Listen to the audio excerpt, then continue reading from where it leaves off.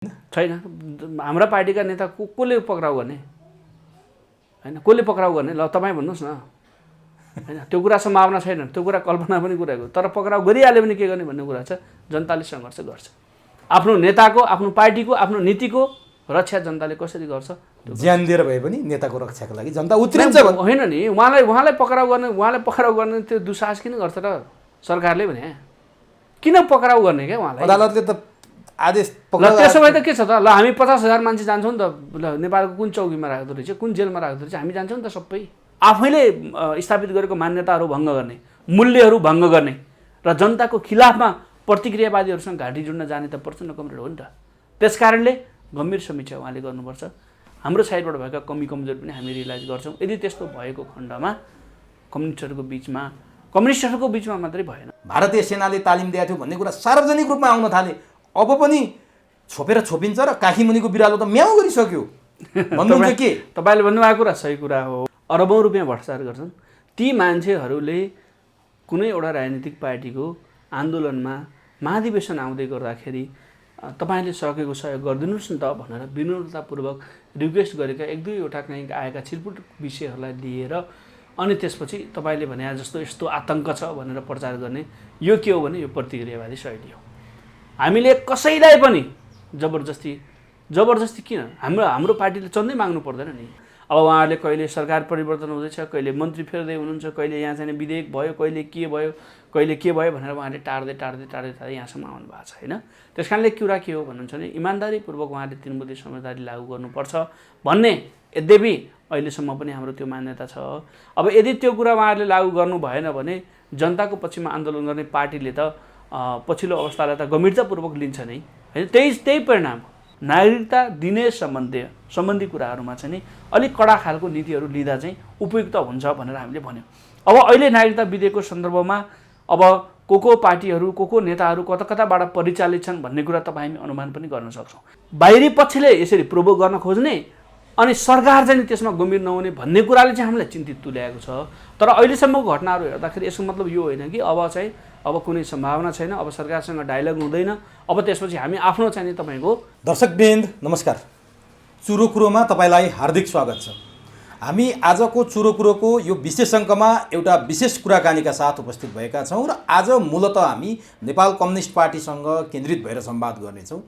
Nepal communist पार्टीमाथि सरकारले जसरी मुद्दा लगाएको छ 3 बुँदे सहमति भइसकेपछि ती मुद्दा फिर्ता लिनुको साटो केही मुद्दाहरू फिर्ता लिनै नसक्ने अवस्थामा रहेको कुरा गृह मन्त्रालय, कानुन मन्त्रालयले पत्रकार सम्मेलन गरेर जानकारी गराएका छन्। गएको सोमबार करिब 300 भन्दा बढी 350 हाराहारी मुद्दा चाहिँ फिर्ता लिनै नसक्ने अवस्थामा छ भन्ने कुरा सार्वजनिक भएको छ।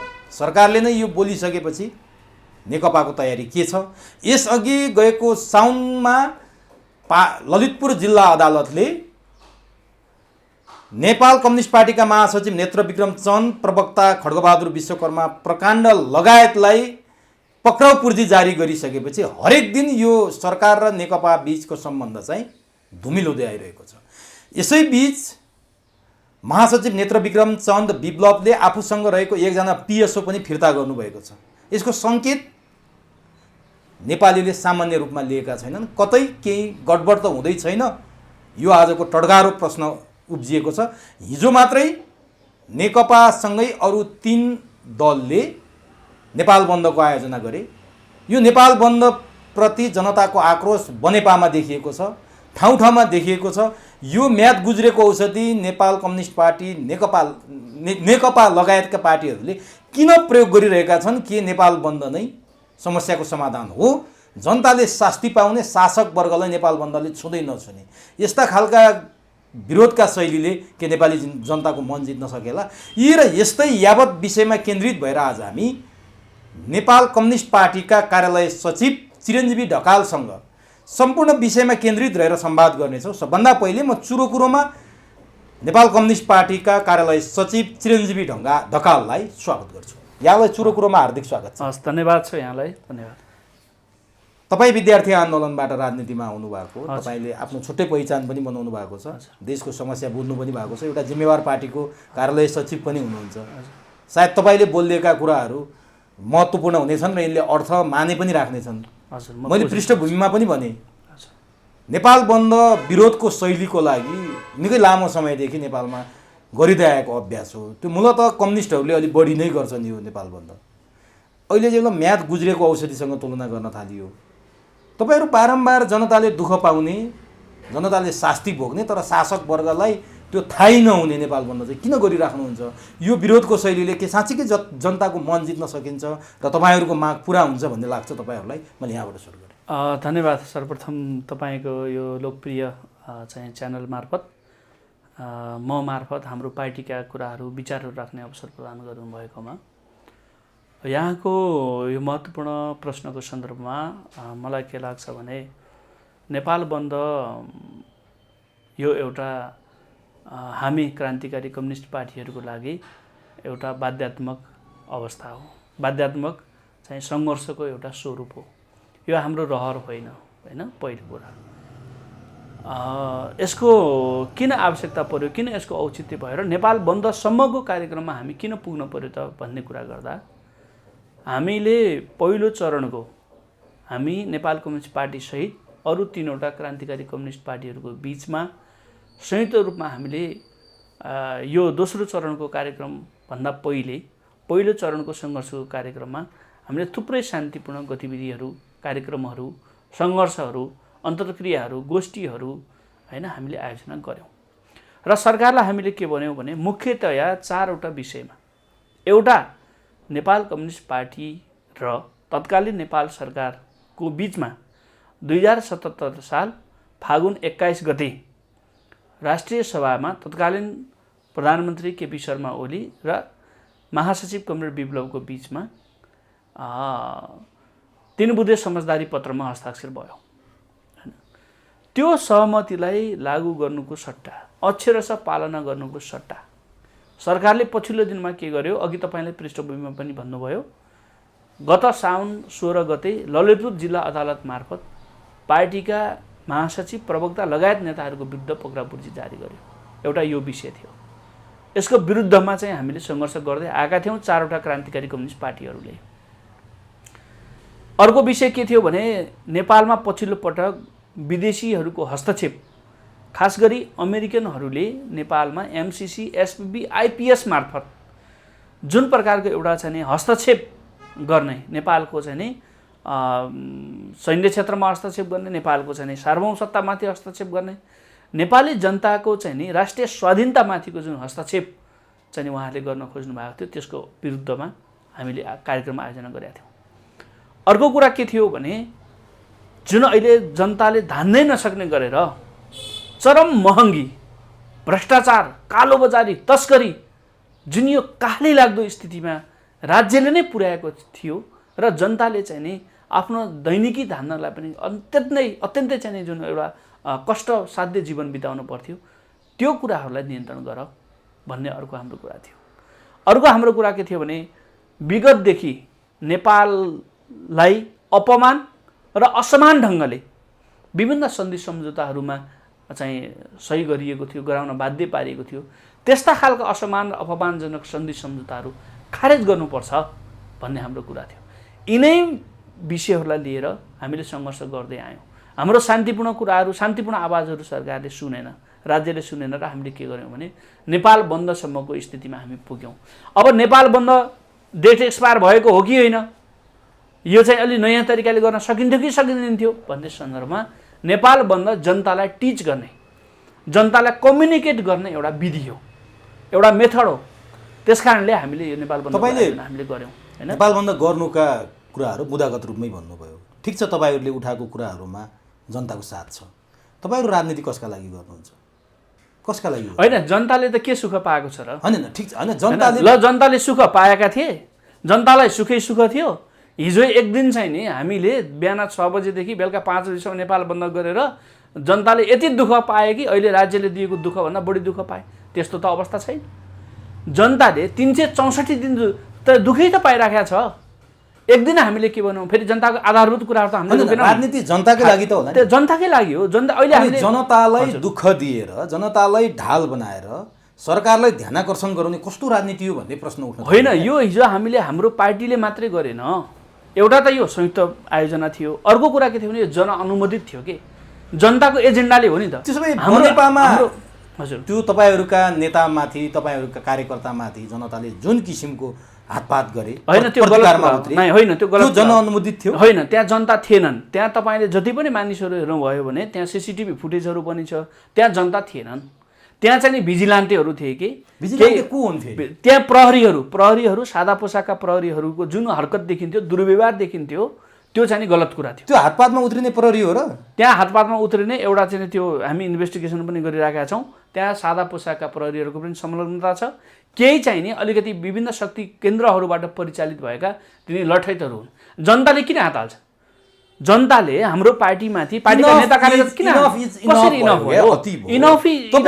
इनफ त बालुवाटारले गरिरहेका छ नि, सिंहदरबारले गरिरहेका छ नि। हामीले महँगीको विरुद्ध हामीले आवाज उठाउने त्यो इनफ इज इनफ भयो। भ्रष्टाचार गर्न हुँदैन भनेर सङ्घर्ष गर्ने जेल जाने मान्छेहरूको आवाज हामीले उठाइरहेका छौँ, त्यो इनफ इज इनफ भयो। एकैछिन, तपाईँहरूको नेपाल कम्युनिस्ट पार्टी यो हुनुभन्दा अगाडि नेकपा माओवादी थियो, हजुर, जुन प्रचण्डले नेतृत्व गरेको मैले स्मरण गराएँ। हजुर, द्वन्द्वकालमा तपाईँहरूले एकपटक नेपाल बन्दको आह्वान गर्नुभयो भने 6 दिनसम्म चरोमुसो नहिँड्ने गरी बन्द भएको पनि हामीले अनुभव गरेका छौँ। नम्बर 1। नम्बर 2, त्योभन्दा अगाडि पनि काङ्ग्रेस कम्युनिस्टहरूले पटक नेपाल बन्द गरे। अब तपाईँतिर सोझाउँछु म, तपाईँहरूले त्यो प्रचण्ड नेतृत्वको माओवादी हुँदै आज विप्लव नेतृत्वको नेकपासम्म आइपुग्दा कति पटक नेपाल बन्द गर्नुभयो, हिसाब गर्नुभएको छ? हामीले दर्जनौँ पटक नेपाल बन्द अनि त्यो दर्जनौँ पटक गरेको नेपाल बन्दले नेपाली जनतालाई के दियो त्यो कहिले हिसाब गर्नुभएको छ? होइन, हामीले म यहाँलाई विनम्रतापूर्वक के निवेदन गर्छु भने हामीले उठाएको जनताको एजेन्डा हो नि, हाम्रो आफ्नो एजेन्डा त होइन नि। हामी आफ्नो अधिकारको लागि लडेको त होइन नि। हामी आफ्नो व्यक्तिगत स्वार्थको लागि जसरी अहिले सत्तासीनहरू लडिरहेका छन् त्यसरी हामी लडेको त होइन नि।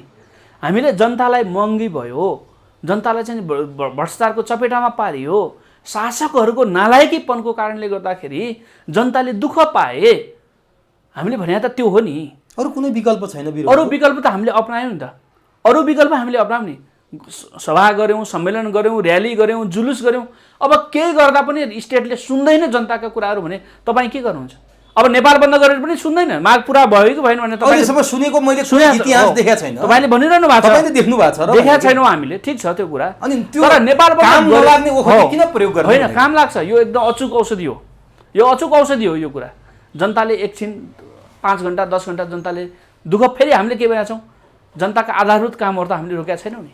एम्बुलेन्सको कुरा, खानेपानीको कुरा, अरू थुप्रै कुराहरू जो छ अत्यावश्यक त्यो त हामीले हरेक दिन मजदुरी गरेर, दिनभरि मजदुर गरेर बेलुका चुलो बल्ने, बिहान त्यही मजदुरीको आधारमा चुलो बल्ने ती जनताको घाँस कसरी चाहिँ मुखमा पुगेको छ ख्याल गर्नुभएको छ? तपाईँले बन्द गर्दा शेरबहादुर देउवाको पेटलाई केही फरक पर्दैन, तपाईँले बन्द गर्दा केपी ओलीको प्रचण्डको पेट चाहिँ केही फरक पर्दैन। उनीहरू जहिले पनि ढाडिएका किर्ना जस्तै छन्। तर जो दिनभर मजदुर गरेर बेलुका पेट भर्छ र भोलि बिहान फेरि के खाने भनेर चाहिँ पटपटी फुटेका खुट्टाहरू, खाली खुट्टाहरू सडकमा भरिएको काम गर्छ, मजदुरीको काम गर्छ, त्यसको आवाज तपाईँको पार्टीले कहिले बोल्यो? हामी बोलिरहेका छौँ र तिनै मजदुरहरू, तिनै सुकुम्बासीहरू, तिनै किसानहरू, तिनै उत्पीडनमा परेका जनसुविधाहरूको पक्षमा हामी लडिरहेका छौँ। त्यो कुरा उहाँहरूलाई थाहा छ। 364 दिन जनतालाई आफू लुट्ने, जनतालाई आफू शोषण गर्ने, अनि एक दिन जनताको पक्षमा कसैले स्ट्राइक गर्यो भने त्यो जनताको विरुद्ध गयो भनेर प्रचारबाजी गर्ने, यसमा षड्यन्त्र। तर सडकमा जनताले जवाफ त दिए नि। काठमाडौँमा त बन्दको कुनै अनुभव देखिएन। निष्फिक्री रूपमा गाडीहरू पहिलो अघिल्लो दिन जस्तो चलेका थिए त्यो दिन पनि त्यस्तै चलेका थिए। जनताले पत्याउन छोडे। मुसालाई पनि बिख हाल्दा मुसाले बिख खान थाल्यो भने जति कडा बिख हाल्ने पनि मुसाले पचाउँछ अरे क्या। अब तपाईँहरूको बन्द त नेपाली जनताले पचाउने अवस्थामा गइसक्यो। घोषणा चाहिँ गरिदिनुहुन्छ, जनताले अब त्यो स्वीकार नगरेको अवस्था देख्यो। यसले तपाईँहरूलाई आजित बनाउँदैन? होइन, यो जनताको बन्द हो, पार्टीको बन्द होइन, यो जनताको बन्द हो। जनताकै एजेन्डामा जनताले नै आयोजना गरेको बन्द हो।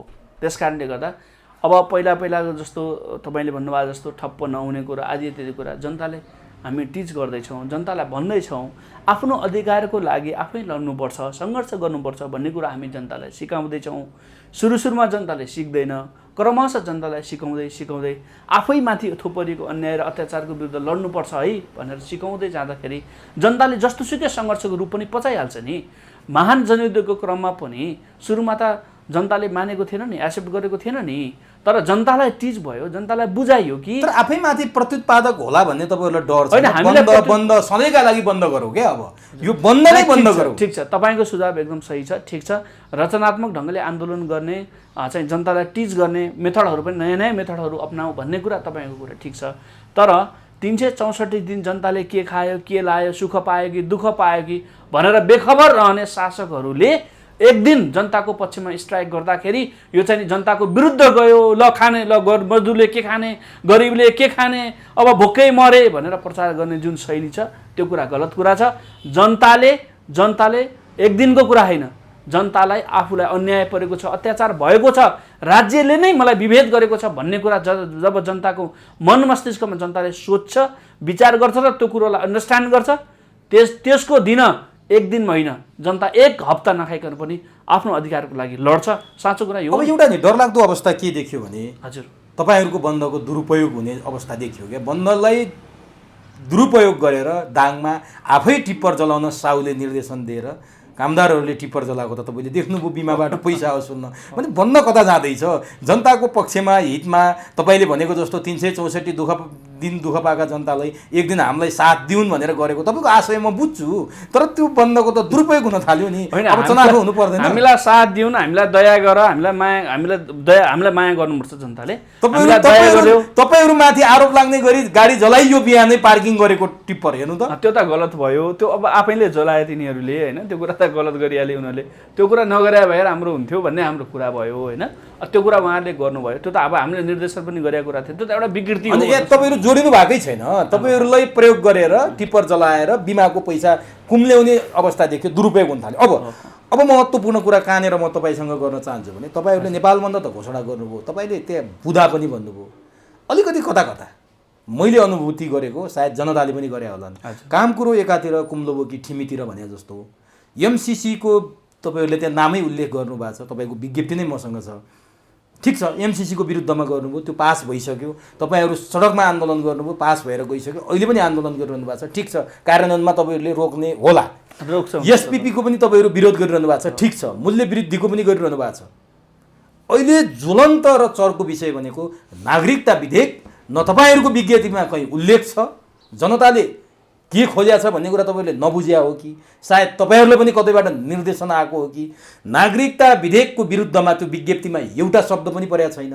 अहिले तपाईँले बुदागत रूपमा भन्दा पनि नागरिकता विधेयकको कहीँ कतै उल्लेख गर्नु भएन कि नागरिकता विधेयकमा नेपाल कम्युनिस्ट पार्टीको समर्थन हो, किन त्यसको विरुद्धमा नेपाल बन्द भनेर कहीँ कतै उल्लेख भएन। यस्तो छ, हामीले नागरिकता विधेयकको सन्दर्भमा चाहिँ हामीले के भन्यौँ भने एउटा कुरा हामीले इन्डिभिजुअली किन बोलेनौँ भने हामी अहिले 4 क्रान्तिकारी कम्युनिस्ट पार्टीहरूको बिचमा एउटा सहकार्य हामी गरिरहेका छौँ। हरेक धारणाहरू हामी चारवटै कम्युनिस्ट पार्टीको तर्फबाट साझा धारणाहरू हामीले दिइराखेका छौँ। हाम्रो पार्टीको एउटा धारणा छ, अहिलेको नागरिकता विधेयक र नेपाली नागरिक कस्तो चाहिँ नागरिकता सम्बन्धी नीति कस्तो हुनुपर्छ भन्ने हाम्रो पार्टीको स्पष्ट नै धारणा छ। त्यसमा धारणा नभएको कुरा भएन, तर बाहिर पब्लिकली बोल्ने कुराहरूमा चाहिँ संयुक्त पार्टीहरूको बिचमा छलफल गरेर एउटा कमन अन्डरस्ट्यान्डिङ बनाएर त्यसपछि भनौँ भन्ने भएर हामीले अहिलेसम्म ओपनली पब्लिकली नभनेको कुरा हो। तर कुरा के हो भने हाम्रो प्रश्न कुरा के छ भने नेपाल जस्तो संवेदनशील भौगोलिक अवस्थामा जुन रहेको देश छ त्यसले नागरिकता सम्बन्धी नीति लिँदाखेरि अलिक कडा नै नीति लिनुपर्छ, खुकुलो नीति लिन हुँदैन होइन। त्यसले गर्दा के हुन्छ भने जो छिमेकीहरू हाम्रा 2 छिमेकीहरू विशाल तपाईँको चाहिँ करिब विश्वको चाहिँ आधा जनसङ्ख्या ओगटेका 2वटा देशहरू छन्, ती देशहरू सँगै भएको तिनीहरूको बिचमा भएको हाम्रो देशले नागरिकता दिने सम्बन्धी कुराहरूमा चाहिँ अलिक कडा खालको नीतिहरू लिँदा चाहिँ उपयुक्त हुन्छ भनेर हामीले भन्यौँ। अब अहिले नागरिकता विधेयकको सन्दर्भमा अब को पार्टीहरू को नेताहरू कताबाट परिचालित छन् भन्ने कुरा तपाईँ हामी अनुमान पनि गर्न सक्छौँ। तर हाम्रो स्पष्ट कुरा के छ भने नेपालमा जन्मेका नेपाली नागरिकहरूले उनीहरूलाई नागरिकताबाट वञ्चित गर्नुहुन्न, चाहे तिनीहरू हिमालमा बसुन्, पहाडमा बसुन्, तराईमा बसुन्, जोसुकै हो, सबै हाम्रो दाजुभाइ हो। उहाँहरूलाई नागरिकता नदिएर सरकारले विभेद गर्न मिल्दैन, नागरिकता दिनुपर्छ। तर त्यसको नाममा भित्रभित्रै चाहिँ नेपाललाई चाहिँ फिजीकरण गराउने, नेपाललाई चाहिँ विदेशीहरूको चाहिँ तपाईँको चाहिँ एउटा षड्यन्त्रमा नागरिकता मार्फत फसाउने जुन षड्यन्त्र चलखेल पनि भइराखेको छ त्यो कुरा चाहिँ रोक्नुपर्छ। त्यस्तो अवसर चाहिँ दिनु हुँदैन भन्ने कुरा चाहिँ हाम्रो कुरा प्रष्टै छ। अब हामी संयुक्त यो चाहिँ बैठक बसेर एउटा धारणा फेरि सार्वजनिक रूपमै अब लगनपछिको पोतेको अर्थ हुँदैन ढकाल सर। मैले किन भने यति बेला राष्ट्रपतिले प्रमाणीकरण नगरी एकपटक फिर्ता गराइदिएको यस्तो इस्यु थियो कि जुनमा 9वटा सुझाव राष्ट्रपतिले दिनुभएको थियो। जसले नागरिकता विधेयक पारित गर्न समर्थन गरे ती दलहरू जो नेतृत्व गरेर बसेको छ सरकारको त्यो दलले त्यो 9वटा विधेयकको एउटा अक्षर पनि अध्ययन नगरेर जस्ताको तस्तै फर्काइदिए।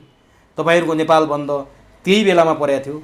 यस्तो संवेदनशील विषयमा हामी फेरि बसेर निर्णय गर्छौँ भन्दा तपाईँहरूमाथि प्रश्न किन नउठ्ने? यस्तो विषयमा रातारात आकस्मिक बैठक बसेर तपाईँहरूले थपगट गर्नु पर्यो, निर्णय गर्नुपर्ने बेलामा तपाईँहरू कहीँ कतै पन्छेको अनुभूति म गर्दैन, नेपाली जनता गर्दैछ। यो नारा लिएर तपाईँहरू सडकमा बन्द गर्न गएको भए सायद अलिक धेरै नेपालीले समर्थन गरेर बन्द पो हुन्थ्यो कि मुख्य विषय एकातिर पन्छाएर तपाईँहरू आफ्नो पार्टीका नेता कार्यकर्ताको मुद्दा जस्तो सामान्य विषयमा लाग्दा आज नेपाली जनताको मन कुडिएको छ तपाईँहरूसँग, लाग्दैन तपाईँ? नै पहिलो कुरा हामीले अघि उल्लेख गरेका 4वटा जुन विषय छ ती सामान्य विषय होइनन् हैन।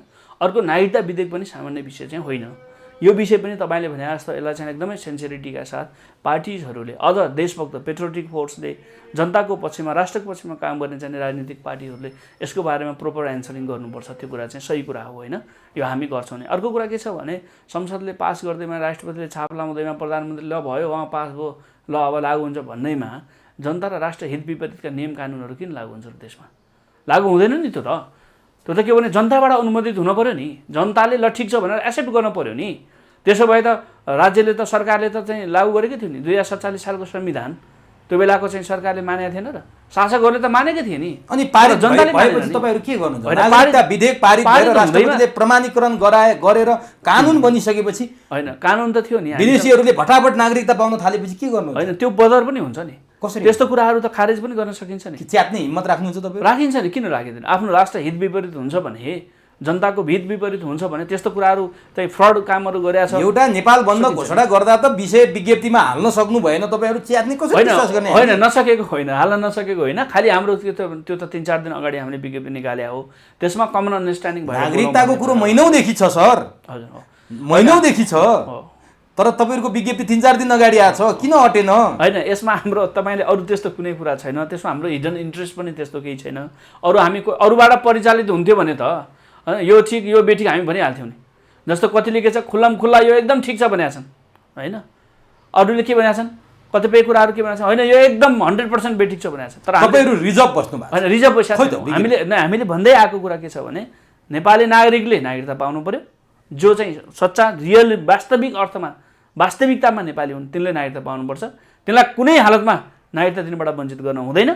तर जो विभिन्न इन्ट्रेस्टहरू, पोलिटिकल इन्ट्रेस्ट, फिनान्सियल इन्ट्रेस्ट होइन, अरू थुप्रै इन्ट्रेस्टहरू राखेर नेपालमा प्रवेश गर्छन् तिनीहरूलाई चाहिँ नागरिकता दिन हुँदैन। तपाईँलाई लाग्छ पुष्पकमल दाहाल प्रचण्ड कुनै दिन तपाईँको नेता हुनुहुन्थ्यो, सुप्रिमो हुनुहुन्थ्यो, उहाँको भारत भ्रमण विवादास्पद बन्यो, उहाँ भारत भ्रमणबाट फर्के लगत्तै नेपालमा नागरिकता विधेयक पारित भएको छ हो, यसको कुनै कनेक्सन छ लाग्छ तपाईँलाई? अब उहाँहरू त सायद अब विदेशीहरूको हस्तक्षेप, विदेशीहरूको आशीर्वाद भन्दा बाहिरबाट अब उहाँहरूको पोलिटिक्स चल्ने कुरै छैन होइन। उहाँहरू अहिले जुन ठाउँमा पुग्नु भएको छ, विदेशीहरूले इसारा नगरेसम्म, विदेशीहरूले निर्देशन नगरेसम्म, विदेशीहरूले यो गर अथवा त्यो नगर नभनेसम्म आफ्नै राजनीति गर्ने ल्याकत त अहिले उहाँहरूमा छैन। त्यसकारणले त्यहाँ के कुरा कोर कुरा के भएको थियो भन्ने कुरा त त्यो एउटा थाहा हुँदै पनि जाला। तर तपाईँले भने जस्तो पश्चिम सेती भारतलाई दिने निर्णय भयो, प्रचण्ड फर्किने बित्तिकै रातारात तपाईँको चाहिँ थाई नदी भारतीय कम्पनीलाई पश्चिम सेती चाहिँ दिने कुरा भयो। अर्को नागरिकता विधेयक चाहिँ रातारात अगाडि आयो होइन। यो कुराहरूमा र उहाँले लिएको नीति र उहाँले जुन राजनीति गरिरहनु भएको छ त्यो राजनीति, त्यो नीति होइन, यो सबै कुराहरूलाई चाहिँ तपाईँले एउटा बाकसमा राखेर हेर्नुभयो भने त्यहाँ पक्कै केही न केही चाहिँ नि अब हिडन कुराहरू छ, दालमै कुछ काला छ भन्ने। कुनै दिन तपाईँको नेता प्रचण्ड, हजुर तपाईँको सुप्रिमो प्रचण्डले एक आदेश दिएको भरमा मेचीदेखि महाकालीसम्म एकछिनमा राके जुलुसहरू बल्थे, बम पड्किन्थे, चौकी हानिन्थ्यो, आक्रमण गरिन्थ्यो, तपाईँ पनि त्यो आदेश पालना गरेको एउटा सिपाही, आज प्रचण्ड जुन लयमा हुनुहुन्छ, जुन बाटोमा हिँड्नुहुन्छ, हिँडिराख्नु भएको छ, तपाईँलाई दुःख लाग्दैन? तपाईँलाई ग्लानी हुँदैन? कस्तो मान्छेलाई नेता मान्नेछ भनेर तपाईँलाई पीडा हुँदैन? होइन, प्रचण्ड कमरेडले महाजनयुद्धको नेतृत्व गर्नुभयो होइन, त्यो कुरा सही छ। जनयुद्धको नेतृत्व उहाँले गर्नुभयो ताकि विभिन्न आरोपहरू लगाउँछन्, कहाँबाट परिचालित थियो, के थियो, कति थियो भन्ने पनि गर्छन्। त्यो कुरा चाहिँ गलत हो। सही कुरालाई सही भन्नुपर्छ, हामीले गलत कुरालाई गलत भन्नुपर्छ। जनयुद्धसम्म प्रचण्ड कमरेडले जसरी नेतृत्व गर्दै आउनुभयो, आन्दोलनको नेतृत्व गर्नुभयो, यत्रो ठुलो चाहिँ तपाईँको चाहिँ जनतालाई, पिपललाई चाहिँ अवेर गर्ने काममा, क्याम्पेन गर्ने काममा एउटा सेक्रिफाइस गर्नुपर्छ, आफ्नो हकको लागि, अधिकारको लागि लड्नुपर्छ भन्ने मुभमेन्टको चाहिँ लिड कमरेड प्रचण्डले गर्नुभयो। त्यो कुरामा हाम्रो ओपनै छ, हामीले खुल्लै रूपमा पनि भनेका छौँ। तर पछिल्लो पटक आफैले गरेको बलिदानका खिलाफ, आफैले गरेको चाहिँ तपाईँको प्रतिबद्धता, कमिटमेन्टको खिलाफमा जसरी उहाँले राजनीतिलाई चाहिँ डाइभर्ट गर्नुभयो, उहाँको राजनीति डिरेल भयो होइन, कम्युनिस्ट मूल्य, मान्यता, आदर्श, विचार होइन, सबै सिद्धान्त सबैबाट स्खलित भएर होइन, तपाईँको चाहिँ एमाले, काङ्ग्रेस, हिजोका संसदवादीहरू भन्दा कति पनि फरक नदेखिने एउटै ड्याङको मुला जस्तो भएर जसरी उहाँ जानुभयो, यो कुरा चाहिँ हामीलाई गहिरो दुःख छ। त्यो कसरी सम्भव भयो?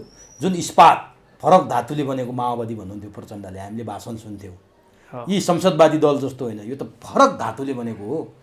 त्यो फरक धातुले बनेको माओवादी आज ती संसदवादी दलसँग कुन रसायनले मिल्यो र प्रचण्डलाई त्यो गर्नुपर्ने बाध्यता चाहिँ के थियो? यो तपाईँहरूले पनि दिनुपर्छ यसको जवाब। होइन, यसमा त अब अरू भन्नु त्यस्तो भन्नु कुरा के नै रहेर, उहाँले म इस्पातले बनाए भनेर भन्नुहुन्थ्यो, अब अहिले आएर हेर्दाखेरि उहाँ इस्पातले बन्नु भएर रहन्छ भन्ने कुरा, संसदवादीहरू जसरी बनाएका छन् त्यसै गरी बन्नु भएर रहेछ भनेर त बुझ्नु पर्यो, अरू त के नै बुझ्नु सक्छ? गल्ती गरिएछ जस्तो लाग्छ प्रचण्डको होइन, गल्ती त गरिएन, जनयुद्धमा गयो होइन, गल्ती होइन। त्यो जनयुद्धमाथि प्रश्न उठ्न थाल्यो, नेपालको मोनार्की फाल्न, नेपालको राज संस्था फाल्न, उहाँकै भाषामा नेपालको फ्युडल सिस्टमलाई फाल्नका लागि भनेसम्म ठिक छ, तर फ्युडल मोनार्की फाल्न भन्नुभएको छ उहाँले। नेपालको राज संस्था फाल्न, हिन्दू राष्ट्र फाल्न, नेपाललाई सङ्घीयतामा लैजान, भारत र पश्चिमाको डिजाइनमा 2052 साल फागुन 1 गतेदेखि नेपालमा जनयुद्ध भएको थियो भनेर आरोप लाग्न थाल्यो। बाबुराम र प्रचण्डले त्यति बेलाका प्रधानमन्त्री अटल बिहारी वाजपेयीलाई चाहिँ हामीलाई सुरक्षा दिनु पर्यो भनेर निवेदन दिएका निवेदनहरू सार्वजनिक हुन थाले।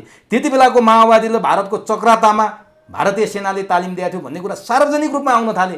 अब पनि छोपेर छोपिन्छ र काखी मुनिको बिरालो त म्याउ गरिसक्यो भन्नुहुन्छ के? तपाईँले भन्नुभएको कुरा सही कुरा हो होइन, तर जनयुद्धको सुरुवाती चरणहरूमा चाहिँ विदेशीहरूको प्रोभोकेसनमा अथवा विदेशीहरूको डिजाइनमा नेपालमा जनयुद्ध सुरु भयो भन्ने कुरा यो सरासर गलत कुरा हो। यो कुरा अहिले हामी यद्यपि प्रचण्डजी र हामीहरू बिचमा थुप्रै दरारहरू भए, हामी धेरै टाढा छौँ होइन, एकअर्काको विचार, मूल्य, मान्यता, सिद्धान्त, व्यवहार सबैबाट हामी धेरै पर पुगेका छौँ हामी। तर जनयुद्धलाई हेर्दाखेरि त्यो चाहिँ नि कुनै कसैको प्रेसरमा, कसैको निर्देशनमा, कसैको लालन पोषणमा, कसैको संरक्षकत्वमा त्यो कुरा भयो भन्ने कुरा चाहिँ यो चाहिँ हिजोकै संसदवादीहरूले, हिजोकै चाहिँ तपाईँको फ्युडलहरूले लगाउने आरोप चाहिँ हो होइन। दुःख के हो? त्यही त दुःख के हो भन्नुहुन्छ, दुःख लाग्ने विषय चाहिँ के हो भन्नुहुन्छ भने सामन्तवादका विरुद्ध जसले लड्यो त्यो आफै सामन्तमा परिणत भयो। क्यापिटलिजमका विरुद्ध जो मान्छे लड्यो त्यो आफै चाहिँ तपाईँको पुँजीवादीहरूको पनि ऱ्याङ्कमा होइन टप 1मा आयो। त्यो चाहिँ दुःखको कुरा हो। अब मलाई एउटा कुरा तपाईँलाई सोध्न मन लागेको कुरा, सामाजिक सञ्जालमा पनि निकै उठ्यो यो विषय, पुष्पकमल दाहाल प्रचण्डको बारेमा। पुष्पकमल दाहाल प्रचण्ड हजुर जनयुद्ध गर्दा तपाईँकै नेता विप्लवसँग बसेर खाएको, सामान्य नेपाली नागरिकको घरमा बसेर खाएको तस्बिर पनि हामी देखेका छौँ। उहाँले आफ्नो श्रीमतीसँग सँगै बसेर सिल्भरको थालमा हात भुइँमा टेकेर खाएको पनि हामीले देखेका छौँ। अहिले प्रचण्डको बारेमा चाहिँ सार्वजनिक भएको कुरा म तपाईँलाई स्मरण मात्रै गराउँछु, अनि म तपाईँको पार्टीमा आउँछु। मलाई सोध्नै मन लाग्यो आज तपाईँलाई भेटेपछि। सवारीको कुरा गर्नुहुन्छ भने प्रचण्ड 4 करोडको ल्यान्ड क्रुजर गाडीमा चढ्नुहुन्छ। पहिरनको कुरा गर्नुहुन्छ भने प्रचण्डले रोल्याक्स घडी लाउनुहुन्छ, अर्मानीको सुट र जुत्ता लाउनुहुन्छ। आज प्रचण्ड, हिजोको प्रचण्ड सम्झिनुहोस्। बडीगार्ड 60-70 जना प्रचण्डका अगाडि पछाडि हुन्छन्, उहाँ एक्लै त हिँड्नै सक्नुहुन्न। जनताको माया कहाँ छ प्रचण्डलाई? आज आइफोन 13 प्रो म्याक्स बोक्नुहुन्छ उहाँ।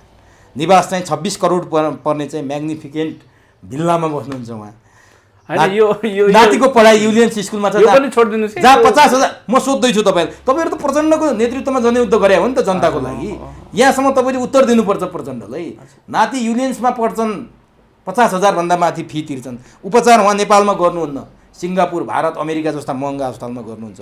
अनि कुरा गर्नुहुन्छ उहाँ चाहिँ नेपालमा समाजवाद ल्याउने। तपाईँहरू त्यही समाजवाद र जनगणतन्त्र प्रचण्डले ल्याइदिन्छन् भनेर अगाडि बढे होइन? यसैका लागि भएको थियो जनयुद्ध। त्यो कुरा सही हो। एउटा कुरा चाहिँ तपाईँलाई के भनौँ भने ईश्वर मान्नेहरूले, भगवान मान्नेहरूले भगवानलाई जति मान्छन् त्योभन्दा धेरै बढी हाम्रो नेताहरूलाई मान्थ्यौँ।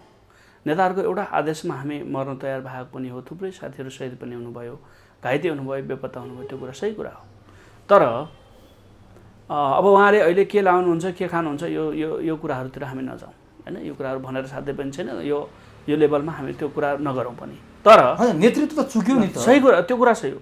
सबभन्दा ठुलो 17,000 मान्छेको ज्यान गएको छ, तिनले जवाब दिनु पर्दैन? सबभन्दा कतिको कोख रित्तेको छ, कतिको काख रित्तेको छ, कतिको सिन्दुर पुछिएको छ, कतिको माया लुटिएको छ। अनि यस्तो गेटअपमा, यस्तो पहिरनमा, यस्तो जीवनशैली व्यतीत गर्दा आज जनताले प्रश्न सोध्नु पर्दैन? न, हामी यसो गरौँ। मैले हजुरलाई के भने हामी सिधै त्यसको मुहानमा जाउँ कि तल त्यो चाहिँ कतिवटा कहाँ के भयो भन्दा पनि यसको सबैको स्रोत के भयो त, माओइस्ट मुभमेन्ट किन यस्तो भयो त भन्नेतिर जाँदा आज छेदविच्छेद किन हो जाँदाखेरि के भयो भने तत्कालीन माओवादीको नेतृत्वमा, जसको नेतृत्व कमरेड प्रचण्डले गर्नुहुन्थ्यो, किरण कमरेड हुनुहुन्थ्यो, बाबुराम कमरेड हुनुहुन्थ्यो, नम्बर 1 लिडर प्रचण्ड कमरेड हुनुहुन्थ्यो, उहाँले लिड गर्नुहुन्थ्यो।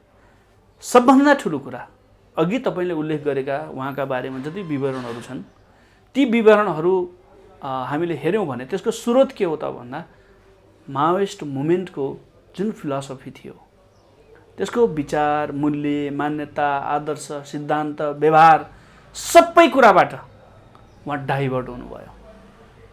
सबै त्यो जुन एउटा कमिटमेन्ट थियो, प्रतिबद्धता थियो, त्यो सबै प्रतिबद्धताबाट उहाँ पछाडि हट्नु सुक्नुभयो। त्यसपछि के भयो, अघि तपाईँले उल्लेख गरेका विवरणहरू सतहमा आए।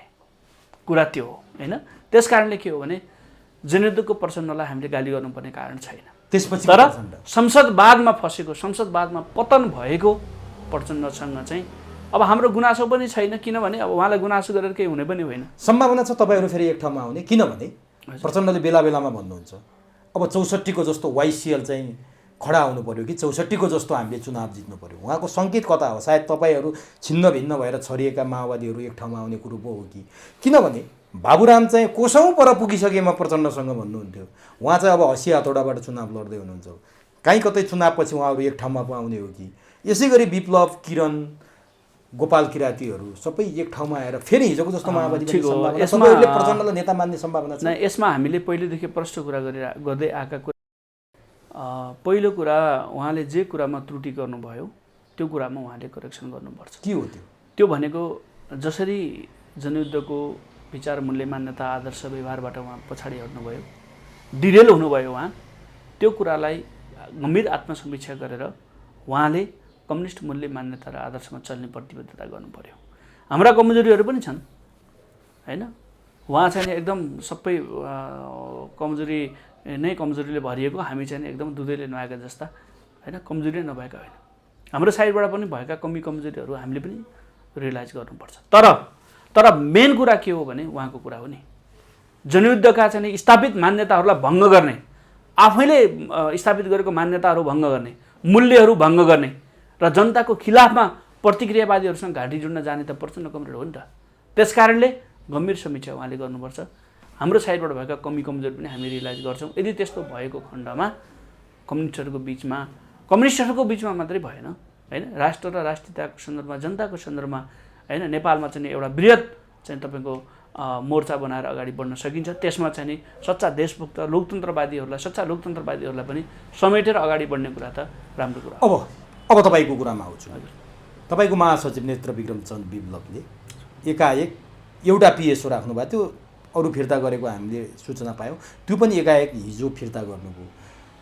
साउनको महिनामा ललितपुर जिल्ला अदालतले तपाईँको महासचिव नेत्रविक्रम चन्द विप्लव, प्रवक्ता प्रकाण्ड लगायत अरू नेताहरूलाई पक्राउ पूर्ति जारी गर्यो। त्यस यता सरकारसँग तपाईँहरूको सम्बन्ध त्यति प्रगाढ, सुमधुर अथवा राम्रो देखिएको छैन। सम्बन्ध झन्झन चिसो हुँदै गएको देखिन्छ। उहाँले पिएसओ किन फिर्ता गर्नुभयो? केही गडबड गर्दै हुनुहुन्छ तपाईँहरू, अथवा फेरि तपाईँहरू सशस्त्र द्वन्द्वमा जाने हो? गडबड त राज्यले गर्दैछ नि। फेरि भूमिगत हुने अवस्थामा तपाईँहरू पुग्न थाले हो कि? यसको सङ्केत के हो? यो शुभ सङ्केत चाहिँ देखिरहेको छैन हामीले। नै अब यस्तो हो, यो चाहिँ अब एउटा कुरा के भयो भने हाम्रो 3 बुँदे समझदारी भयो। 3 बुँदे समझदारी भएको पनि आज 17-18 महिना बितिसकेको छ। 3 बुँदे समझदारीमा भएको सहमतिलाई हामीले अक्षरशः पालना गर्यौँ। हामीले आफ्ना विचारहरू, आफ्ना कुराहरू शान्तिपूर्ण ढङ्गले जनतामा लाने भन्ने सहमतिमा भएको कुरा हामीले लागू गरि पनि रहेछौँ। तर सरकारको साइडबाट एकपछि अर्को चाहिँ तपाईँको धोकाधडीहरू, अविश्वासहरू पैदा गर्ने काम भयो हैन। पछिल्लो पटक साउन 16 गते ललितपुर जिल्ला अदालतले पार्टीको महासचिव, प्रवक्ता लगायतका कमरेडहरूको नाममा पक्राउ पूर्जी जारी गर्यो। हामीले गरेको त राजनीतिक सहमति हो नि।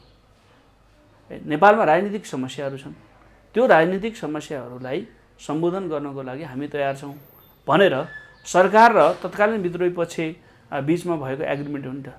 अब राजनीतिक चाहिँ तपाईँको एग्रिमेन्टलाई जुडिसियरीले म चिन्दिनँ भनेपछि के अदालतसँग सहमति गर्नु पर्थ्यो हामीले?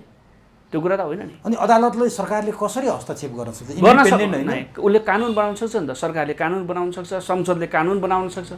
कानुन बनाएर चाहिँ के हुन्छ भने त्यो संसदले सार्वभौम, यदि संसद सार्वभौम हो भने सार्वभौम संसदले बनाएको कानुन, सरकारले ल्याएका विधेयकहरू हैन, त्यो कुरा त जुडिसियरीले फलो गर्नु पर्यो नि। तर गृहमन्त्री र कानुन मन्त्रीले प्रश्न भन्नुभएको छ, नेकपाका नेता कार्यकर्ता विरुद्ध लागेका नकारात्मक सूचीका 322 मुद्दा फिर्ता गर्न मिल्दैन।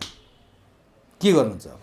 हैन, अब त्यो चाहिँ उहाँले 610 मध्ये 523 मुद्दा हो फिर्ता भइसकेका छन्। तपाईँहरूका 610 मध्येका 87वटा मुद्दा प्रस्युटका क्रममा छन्। उहाँहरूले पत्रकार सम्मेलन गरेर अब उहाँहरूले त्यो मुद्दाहरू फिर्ता गर्नु भएन भने यसको सिधा अर्थ के हुन्छ भने उहाँहरूले वार्ता ब्रेक गर्नुभयो। वार्ता भङ्ग भयो। वार्ता भङ्ग हुन्छ। अझै उहाँहरूसँग छलफल त हाम्रो चलिरहेको छ, सरकारसँग हाम्रो छलफल चलिरहेको छ। अब मुद्दाहरू उहाँहरूले फिर्ता गर्नु भएन भने शान्ति जो कायम छ त्यो कुरा चाहिँ भङ्ग हुन्छ। त्यो चाहिँ सरकारले भङ्ग गर्यो भन्ने हुन्छ। त्यो सिधा अर्थमा गर्नै नमिल्ने जो नकारात्मक सूचीका छन् त्यो सरकारले गर्न मिल्दैन थियो भने त्यो कुरा अपहरण, शरीर बन्धक, लागु औषध, ओसार पसार, सङ्गठित अपराध, यातना, क्रूर, निर्मम, अमानवीय, अपमानजनक व्यवहार, जबरजस्ती करनी, मानवता विरुद्धको अपराध, मानव बेचबिखन, भ्रष्टाचार, इजाजत बिनाको हतियार कारोबार, आणविक रासायनिक हतियार, यस्ता कुरा जोडिएका छन् जुन कुरा सरकारले गर्नै सक्दैन। यस्तो त हाम्रो अब रासायनिक हतियारदेखि तपाईँको के जबरजस्ती करनी, अब यो पनि किन ल्याउनु पर्यो र प्रचारमा भने? उनीहरूले त्यसै भनेका छन् त। त्यो त यो त छँदै छैन नि। ल मुद्दा फिर्ता लिँदैन भने 3 बुँदे समझदारी किन गर्नुभएको उहाँहरूले? त्यो बेला थाहा थिएन उहाँहरूलाई? सरकारलाई थाहा थिएन? जब सहमतिमा हस्ताक्षर गर्ने बेलामा यस्तो प्रकृतिका मुद्दाहरू छन् भने उहाँहरूलाई थाहा थियो कि थिएन? थाहा थियो भने किन गर्नुभयो? त्यस कारणले यसमा अरू कुरा केही छैन। अब इमान्दारीपूर्वक 3 बुँदे समझदारी उहाँहरू लागू गर्ने हो कि होइन? कुरा त्यति हो। होइन, वार्ता भङ्ग भएको घोषणा हुनेछ सरकारको तर्फबाट भनेर तपाईँले भन्नुभयो नि, त्यो सही कुरा हो नि। यो त केपी ओलीसँग 2077 साल फागुन 22 गते भएको वार्ता सहमति तपाईँहरू के हेरेर बसे? आज शेरबहादुर देउबा प्रधानमन्त्री भएको 1 वर्ष बढी भइसक्यो। नै हामी त के भन्यौँ भने हामी पर्ख्यौँ, हामी बस्यौँ। पटक पटक बालुवाटारमा गएर तपाईँका नेताहरूले गृहमन्त्रीसँग, प्रधानमन्त्रीसँग छलफल त गरिरहनु भएको छ त। बालुवाबाट तेल किन निस्केन? बालुवाबाट तेल निक्लिने कुरा त्यस्तै भयो होइन, कसरी हुन्छ त्यस्तै भयो। तर हामीले त हाम्रो साइडबाट हामीले पटक पटक मिडिया मार्फत, पत्र लेखेर, नेताहरूलाई भेटेर, प्रधानमन्त्रीलाई भेटेर, मन्त्रीहरूलाई भेटेर हामीले पटक पटक भनेको कुरा के हो भने सरकारले गरेको होइन, केपी ओली व्यक्तिसँग गरेका त होइन समझदारी, त्यो त सरकारसँग गरेको कुरा भयो नि त। त्यो समझदारी तपाईँहरू किन लागू गर्नुहुन्न? लागू गर्नुहोस् भनेर हामीले पटक पटक भन्दै आएको कुरा भयो होइन। अब उहाँहरूले कहिले सरकार परिवर्तन हुँदैछ, कहिले मन्त्री फेर्दै हुनुहुन्छ, कहिले यहाँ चाहिँ विधेयक भयो, कहिले के भयो भनेर उहाँले टार्दै यहाँसम्म आउनु भएको छ होइन। त्यस कारणले कुरा के हो भन्नुहुन्छ भने इमान्दारीपूर्वक उहाँले 3 बुँदे समझदारी लागू गर्नुपर्छ भन्ने यद्यपि अहिलेसम्म पनि हाम्रो त्यो मान्यता छ। अब यदि त्यो कुरा उहाँहरूले लागू गर्नु भएन भने जनताको पक्षमा आन्दोलन गर्ने पार्टीले त पछिल्लो अवस्थालाई त गम्भीरतापूर्वक लिन्छ नै होइन। त्यही परिणाम होइन महासचिवले चाहिँ पिओस फिर्ता गर्नुभएको छ। यो शुभ सङ्केत होइन।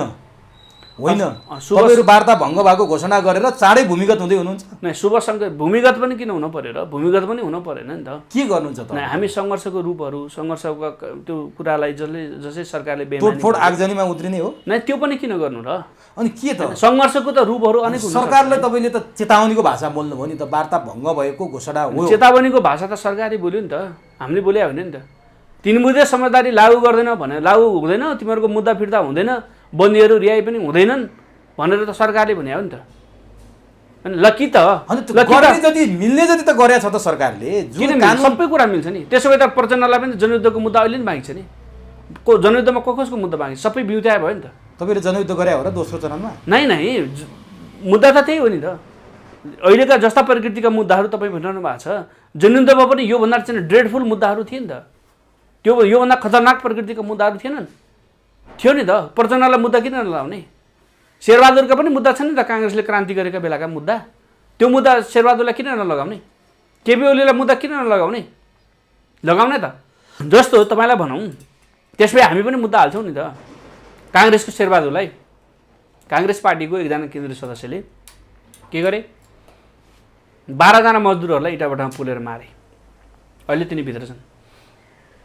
काङ्ग्रेस पार्टीको केन्द्रीय सदस्यले गरेको काम काङ्ग्रेसले गरेको हुन्छ कि हुन्छ कि हुँदैन? हुन्छ हुन्छ।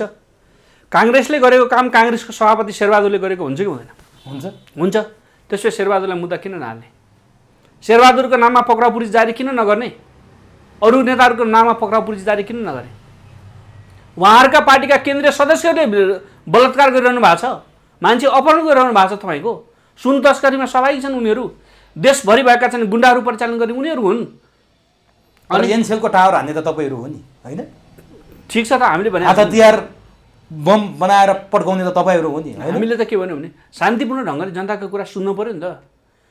ल के भयो त त्यसो भए? 73 अर्ब रुपियाँ एनसेलले यति गरिब राष्ट्रका गरिब जनताको पैसा तिर्नु पर्दैन? हाम्रो कुरा गलत थियो गलत। ल गलत थियो भने गलत थियो भनौँ न। कानुन विपरीत काम त गरे हो नि तपाईँहरूले। कानुन त लाग्नु परेन? पऱ्यो कि परेन? खोइ त कानुन लागेको? एनसेलमा बम पड्काउनु खोइ त कानुन लागेको? कानुन तपाईँको कानुन अनुसार 73 अर्ब एनसेलले खोइ त दिएको? खोइ कानुन? ल कानुनले काम गरिराखेको छ, त्यस कारणले तिमीहरूले बम हानेर गलत गर्यो भन्नुहुन्छ तपाईँ। यदि तपाईँको त्यो तर्क हो भने ल भन्नुहोस् न, कानुनले किन काम गरेन? दिन दहाडै मानव तस्कर भइरहेका छ। संसारभरि नेपालका छोरीहरू हाम्रा दिदीबहिनीहरू बेचिरहेका छन्। खोइ तपाईँको कानुन?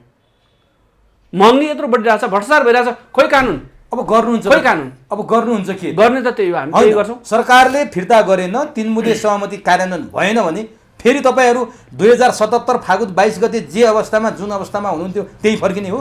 त्यो त हामी छलफल गर्दैछौँ। होइन, के गर्ने त? के त जे होस् के हुन्छ भने विप्लवले पिएसओ फिर्ता गर्नु, 3 मुदे चाहिने भङ्ग भयो भन्नु, तपाईँहरू केही न केही गम्भीर तयारीमा हुनु, महाधिवेशनका लागि चन्दा आतङ्क मच्याएर जिल्लामा चन्दा उठाएर मान्छेले तपाईँहरूले दुःख दिनु, यो कुरा राम्रो कुरा हो? यो हेर्नुहोस्, यो कुरा एकदम गलत हो। यो कुरा पनि के हो भने जो मान्छे राज्यको ढुकुटीबाट खरबौँ रुपियाँ भ्रष्टाचार गर्छन्, अरबौँ रुपियाँ भ्रष्टाचार गर्छन्, ती मान्छेहरूले कुनै एउटा राजनीतिक पार्टीको आन्दोलनमा महाधिवेशन आउँदै गर्दाखेरि तपाईँले सकेको सहयोग गरिदिनुहोस् न त भनेर विनम्रतापूर्वक रिक्वेस्ट गरेका 1-2वटा कहीँ आएका छिटपुट विषयहरूलाई लिएर अनि त्यसपछि तपाईँले भने जस्तो यस्तो आतङ्क छ भनेर प्रचार गर्ने, यो के हो भने यो प्रतिक्रियावादी शैली हो।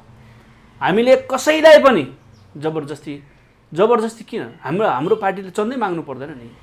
तपाईँको हामीसँग 35-36 हजार त नियमित काम गर्ने होल टाइमरहरू हुनुहुन्छ। तपाईँहरूले त अनि हाम्रो यो होटल के अरे दरबार मार्गको अन्नपूर्ण होटलबाट करोडौँ रुपियाँ उठाउनु भएको छ, चन्दा किन माग्नु पर्यो र? नै होइन, त्यो चाहिँ 5 करोड रुपियाँ त तपाईँहरूले त्यहाँबाट उठाएर पार्टी समेत फुट्याएको छ। त्यो विषय होइन, त्यो कुरा चाहिँ गलत कुरा हो। त्यहाँबाट पार्टीको नाममा आएको 50 लाख रुपियाँ हो। त्यो 50 लाख सुदर्शनजीले लिनुभएको हो। त्यसपछि अब अहिले उहाँ 5 करोडको चर्चा छ त? त्यो होइन, त्यो गलत कुरा हो। त्यो साउ 4 करोड 50 लाख रुपियाँ चाहिँ कहाँ गयो? होइन, त्यो त दिएको भएन हुनु, त्यो त नदिएको छताछुल्लो भयो त। नै त्यो त जति भन्ने पनि भयो नि, 5 अर्ब दिएको थियो भन्ने पनि भयो। भन्नलाई त के भयो र? भन्नुहोस् न। होइन, अब चाहिँ तपाईँको कहिले अब कुनै फलाना व्यवसायीले चाहिँ तपाईँलाई 10 करोड दिएको थियो भनेर तपाईँले अहिले मलाई प्रश्न गर्दै पनि भयो। त्यसै त कहाँ भन्न पाइयो? हो त्यही त, नै भन्नै पाइए जस्तै त छ नि तपाईँको। के फरक भएको छ र? जुन कुरो भएकै होइन। होइन भनेपछि तपाईँहरू अब सरकारले वार्ता भङ्ग गर्यो भन्ने दिशामा सरकार गयो भन्नेमा पुग्नु भयो? नै अब हाम्रो कुरा किनभने गृहमन्त्री र कानुन मन्त्रीले प्रश्न भनिसक्नुभयो अब यो सम्भव छैन, 322 मुद्दा फिर्ता हुँदैन। त्यस्तो उहाँहरूले एकदमै फिर्तै नहुने भन्ने कुरा फाइनल्ली भने जस्तो पनि हामीलाई लाग्दैन। पत्रकारसँग हामीले पनि सुन्यौँ। होइन, केही जटिलताहरू छन्। जस्तो अघि तपाईँले भनेका केही मुद्दाहरू जो चाहिँ नि तपाईँको चाहिँ गम्भीर प्रकृतिका मुद्दाहरू छन्, जसलाई चाहिँ कानुन संशोधन नगरिकन चाहिँ फिर्ता गर्न मिल्दैन। त्यस्तो मुद्दाहरू चाहिँ नि अलिकति टाइम लाग्छ, उहाँहरूले त्यो भन्नुभएको होला। होइन, तर यसलाई के छ भने अब धेरै मान्छेहरू के चाहन्छन् भने देशमा युद्ध होस्, होइन, अशान्ति होस्, होइन, मान्छेहरू मरुन, हत्या, हिंसा फेरि युद्धमा जाने हो र? त्यही त चाहन्छन् होइन।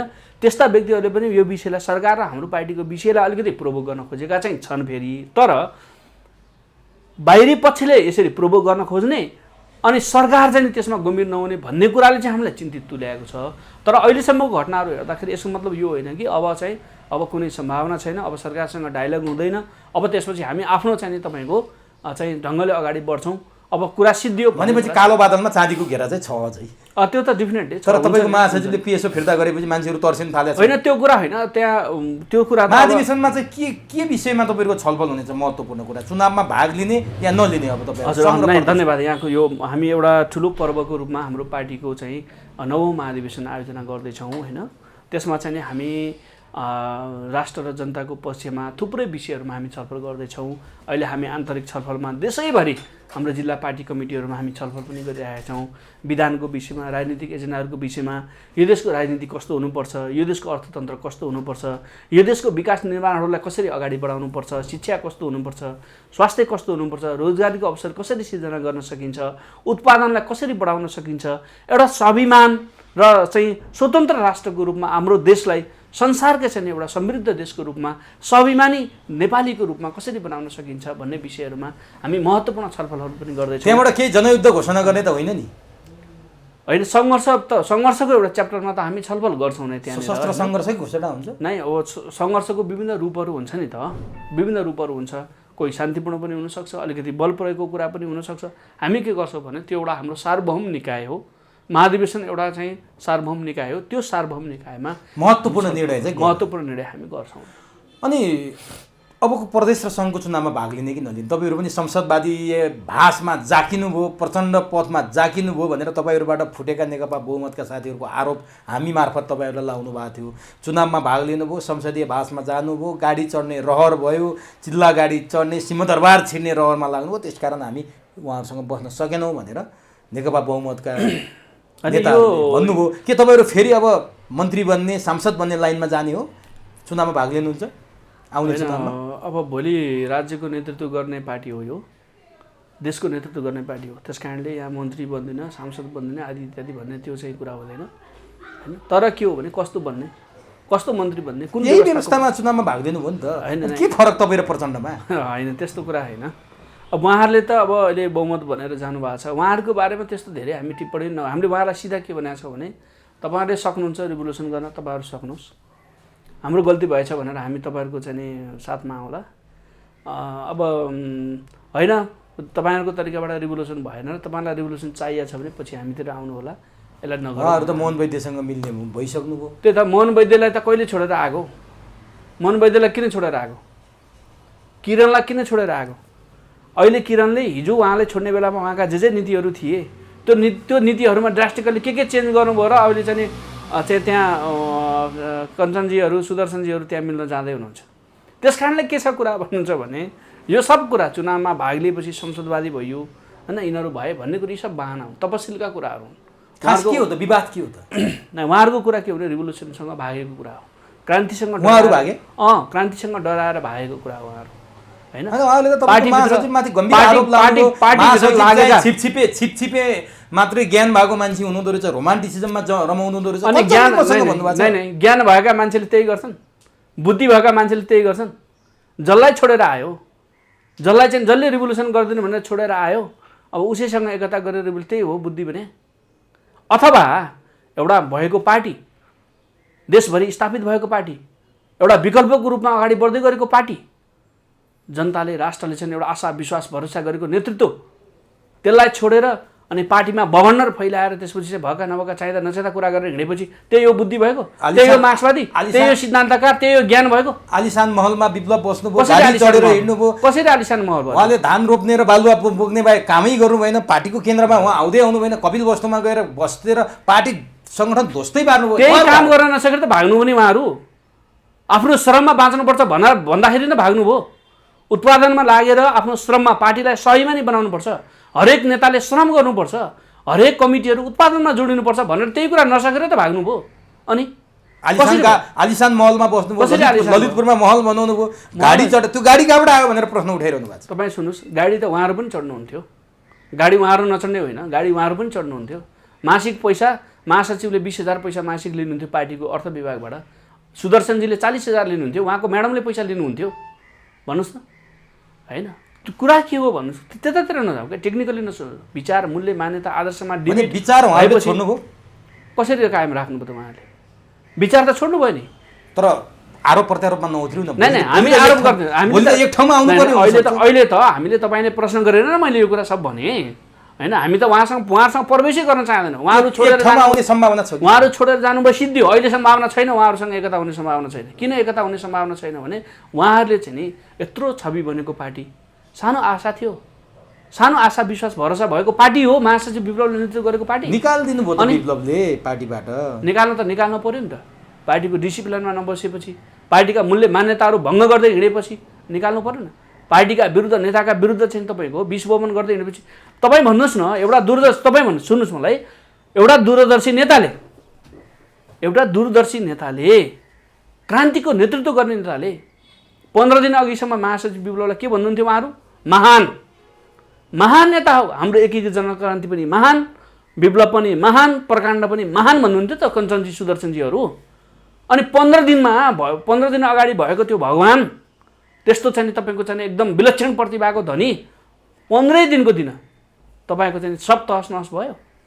त्यस्तो हुन्छ, त्यही हो बुद्धि भएका मान्छेले सोच्ने, सिद्धान्तकारहरूले सोच्ने, घग्रान मार्क्सवादी भनेर चिनिएकाहरूले होइन, सोकल्ड तपाईँको चाहिँ मार्क्सिस्टहरूले सोच्ने कुरा त्यही हो।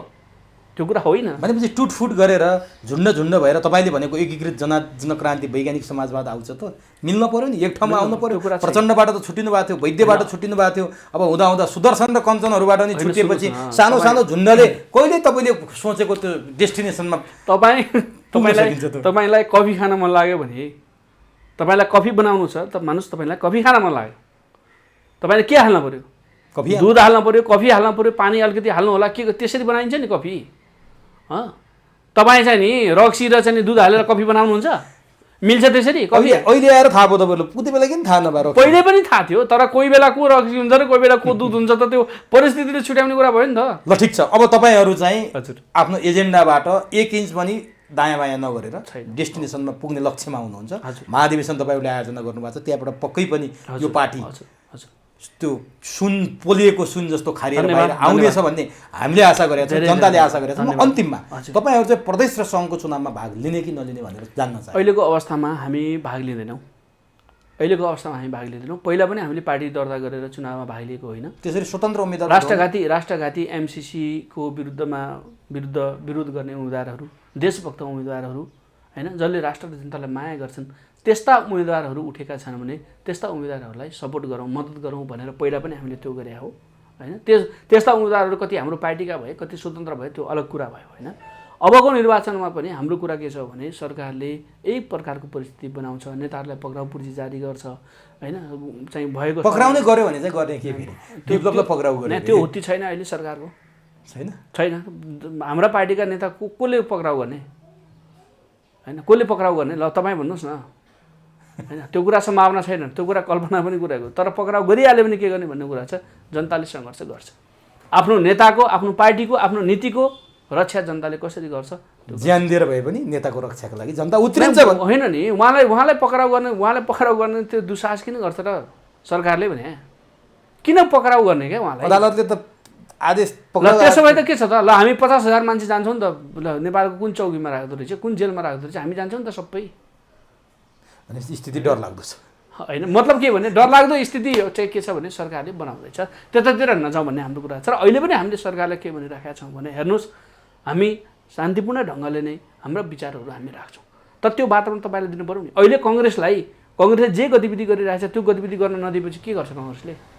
पनि चुप लाएर बस्छ, गतिविधि गर्न दिएन, ल ठिकै छ भनेर बस्छ। माओवादी प्रचण्डजीहरूलाई अहिले जे उहाँले गरिरहनु भएको छ होइन, शान्तिपूर्ण ढङ्गले जे गतिविधिहरू गरिरहनु भएको छ त्यो उहाँलाई गर्न नदिएपछि के गर्नुहुन्छ उहाँले? के विकल्प बाँकी हुन्छ? अन्तिममा म तपाईँलाई भने बिरालोलाई ढोका थुनेर कुट्दा घाँटी समाउन आउँछ, यो पनि भन्न सकिन्छ। हस् यहाँलाई पनि समय दिनुभयो, समय र संवादका लागि यहाँलाई हार्दिक धन्यवाद। अत्यन्त महत्त्वपूर्ण विचार राखिदिनु भयो, जनतालाई सूचित पारिदिनु भयो, यहाँलाई हार्दिक धन्यवाद। यहाँलाई पनि यहाँको लोकप्रिय माध्यम मार्फत हाम्रो पार्टीका कुरा राख्ने अवसर दिनुभयो। Very many thank you.